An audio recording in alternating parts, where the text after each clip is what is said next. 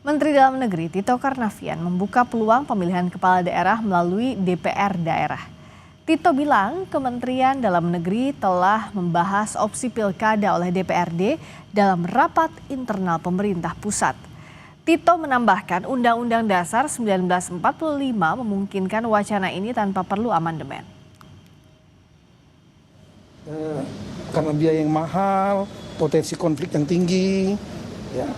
Bayangkan sampai bermiliar-miliar, kandidatnya belum lagi yang PSU diulang-ulang terus seperti sekarang di Papua.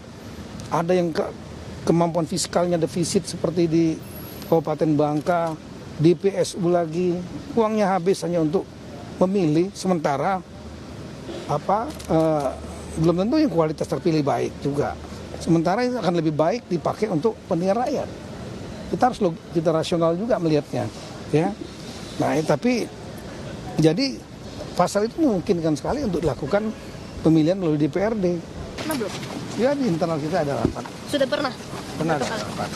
Kita hitung plus minus. Mantan Ketua Mahkamah Konstitusi Jimli Asyidiki juga tanggapi soal usulan pemilihan kepala daerah melalui DPRD. Jimli menyebut sesuai dengan putusan MK, pilkada harus dipilih secara langsung. Jimli sebut pilkada melalui DPRD ini sudah pernah diusulkan Presiden SBY sebelumnya namun ditolak dan berujung demo besar-besaran. Untuk mengubah ketentuan mengenai pilkada langsung menjadi tidak langsung. Ya kan? Sedangkan di pertimbangan hukum putusan MK terakhir itu kan bisa ditafsirkan MK mengidealkan bahwa pilkada itu ialah pemilu. Harus pemilu langsung. Nah, misalnya ada upaya untuk membuat mengevaluasi sistem pilkada, misalnya supaya gubernur, bupati, wali kota itu tidak dipilih langsung, kembali ke masa lalu. Nah, ini boleh-boleh aja, silahkan dibicarakan di DPR. Pada tahun 2024 anggaran pilkada serentak untuk KPU mencapai 28,76 triliun rupiah, sementara untuk Bawaslu mencapai 8,63 triliun rupiah.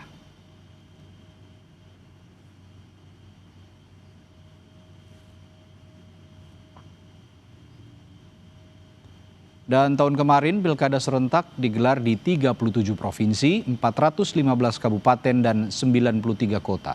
Serta yang terbesar dalam sejarah pemilihan umum kepala daerah sejak kali pertama pilkada serentak diadakan pada tahun 2015.